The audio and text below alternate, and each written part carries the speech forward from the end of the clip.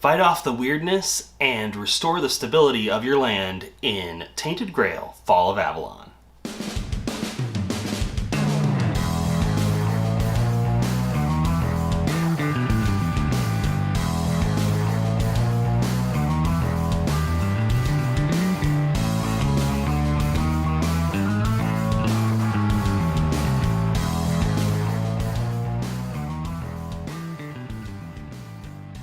Hello and welcome to Tantrum House Studio Awesome. I'm Katie. And I'm Ryan, and today we're going to take a look at Tainted Grail, The Fall of Avalon from Awaken Realms. Tainted Grail, Fall of Avalon is a co-op, open-world style adventure campaign game for 1 to 4 players. This is a spoiler-free review, so we won't reveal any parts of the campaign. In Tainted Grail, each player takes on the role of a second-string hero/adventurer. Character tiles are given to each player and each have different starting stats, supplies, special abilities, and weaknesses. The interchangeable character tiles fit nicely into the trays, and the trays have shallow wells that hold generic cubes that are used to track your stats, supplies, and other things that you might build up during a campaign. During gameplay, players move on to and explore new location cards. Location cards can have some required encounters, options for trading or hunting, and new missions and such. When close enough to an active Menhir, new locations will become available and can then be explored. Menhirs are how the passing of time works in this game and how players can explore new areas. At the beginning of the day, the Menhirs count down one number towards becoming inactive. Players can activate new Menhirs to explore new locations and can reactivate Menhirs that are almost out of time. Menhirs that become inactive will remove location cards that are not supported by any other active Menhir. Menhirs that become inactive will remove location cards that are not supported by another active Menhir. There are 4 different encounter decks that you might have to draw from when you do an encounter. Green is a wilderness deck, and you might gain food from these cards if you beat them. Gray is for the realms of men, and you're going to be facing brigands and insane people, and you'll usually gain wealth. Purple is kind of a mystery, magical, supernatural deck, and blue is a special non-combat deck that you use for diplomatic encounters. Battles are fought with a deck of cards that each player can customize over the campaign. Cards have symbols that correspond to character attributes, and when aligned will give additional actions or will be able to damage the adversary. A character must have a specific attribute for that effect to take place. Some effects only affect things after a round or in the battle and might actually get covered up before even reaping any of those benefits. Tainted Grail also has diplomatic encounters, which are played from a different deck of cards and are very similar to how battles work with chaining attributes. It is important to note that every character has both battle and diplomatic attributes, meaning that no one is useless during an encounter, although some will be better suited for one or the other. There are also ways to increase attributes during the campaign. So there are a lot of really interesting parts. The very first thing that comes to mind for me about this game is that it has an open world feel, and I think that is really interesting.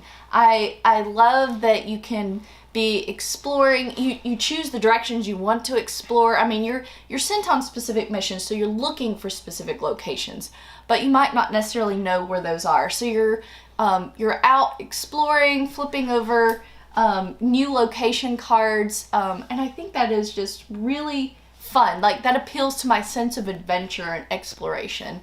One of the things they did really well with this game is right when you open up the box, you look in and it says start here, and you just go through a pamphlet which walks you through the intro solo tutorial. Mm-hmm. And it just takes you step by step, and it's like, okay, at this point you would do this, but we'll have that in the tutorial so you can just read it here, and then you will then draw this card, and it has even the deck of cards specifically laid out so that you draw specific cards and it can walk you through what is on those cards. I just thought they did a really good job of making the game accessible so that you can just jump right into understanding what you're doing here. It is, as I say, it can be a little intimidating to open an enormous box and not know where to begin. So having that very first thing you see say, start here, really makes this game very approachable to, I would feel like, a lot of people, especially if you aren't familiar with bigger or heavier games.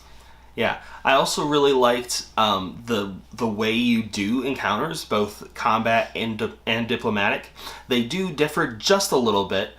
Where with the combat you're trying to amass a certain number of combat tokens in the combat pool, but with diplomatic encounters you're on this scale and you're trying to get towards your winning, but the enemy constantly brings it down to your losing, and there are different both rewards and penalties depending on how that encounter turns out. I liked the fact that you can chain cards together, so you could have just like an amazing, play all 3 cards from your hand all at once, or you can hold on to those cards and maybe do something even better the next turn, but you have to weather whatever the enemy throws at you. Yeah. It was pretty fun. And having that interesting choice of, I could play another card, but I'm going to be covering up this really neat power or ability if I play it now versus waiting around. Because some of those cards do have some really nice effects that are going to take place like before your next round. And so if you cover it up, you're just not going to get that. I always like that, like, agonizing choice of, oh man, this would be so cool, but I'll miss out on this thing.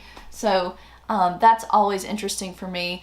I also really like that there are the diplomacy encounters, just in general, because usually these type of games really focus on battle, and that is the only thing that you really care about. So it really is very interesting to me that there are these diplomacy encounters, and there's a whole separate deck that you need to use to do it. And there's, it's anything from like threatening. So if like maybe you have a character who's not very diplomatic, he might end up using a card that has like threatening voice on it. And although that's not a physical fight, it's still something that that person might feasibly be able to do. And I think that card specifically, although the cards, in order to play them, you have to have the diplomatic attributes on your tableau. That one, it specifically said if you have this aggression from the combat tableau, you get this additional effect. And I thought that was cool that there was the interplay there. Yeah, so it just overall, it really appealed to me that it gives you the option for having diplomacy in a game. You can try to talk it out if you need to, and that's really very interesting. I enjoyed that. One of the other things I thought was cool about the game was the 3 tracks that you're trying to maintain as you go along. There's the energy track, the health track, and the terror track, and the interplay of those. So, like, your terror and your energy, they shouldn't ever go above your health. Your energy can't go above your health. If your health drops below your energy drops.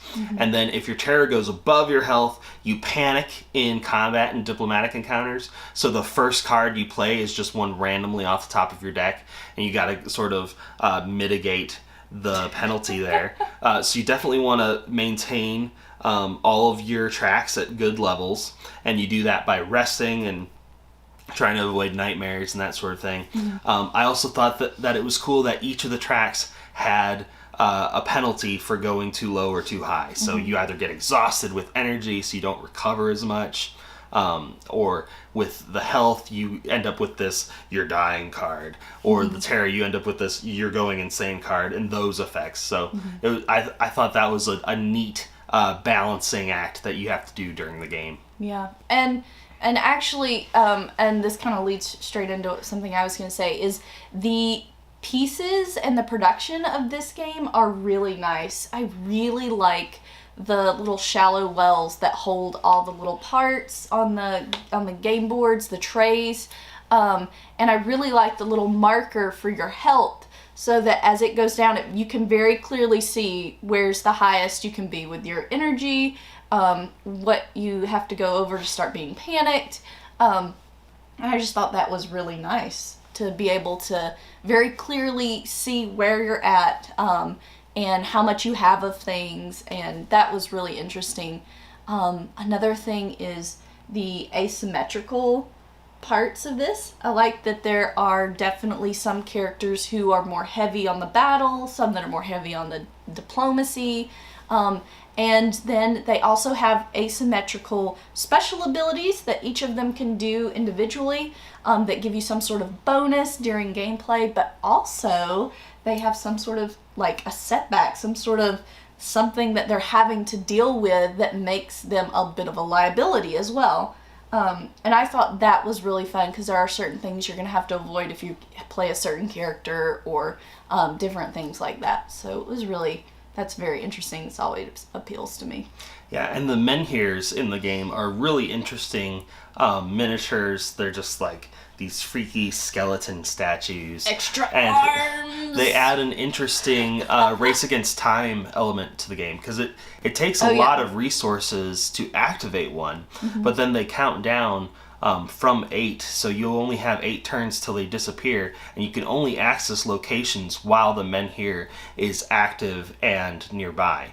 So I thought that was a neat way of doing the fog of war exploration for the game. Yeah, that's I don't know that I mean, there are probably other games, and I just can't think of what they are, that have that kind of timing element that parts of the game board are going to disappear. And then you're not, I mean, you can go back and access them, but you'd have to spend a lot of time and resources doing so. So you really need to figure out what you need to do in that area, try to get it all done in the time that you have with a Menhir, and then move on. So that's very interesting. And this world is just very rich. It's full of a lot of Celtic lore and Arthurian legend. Yeah, we haven't touched on everything in the game, so you should definitely check it out. Like we said, no spoilers in this one. Yeah, if this sounds of interest to you, check out Tainted Grail, The Fall of Avalon, and be sure to stay tuned to our channel for more videos like this one.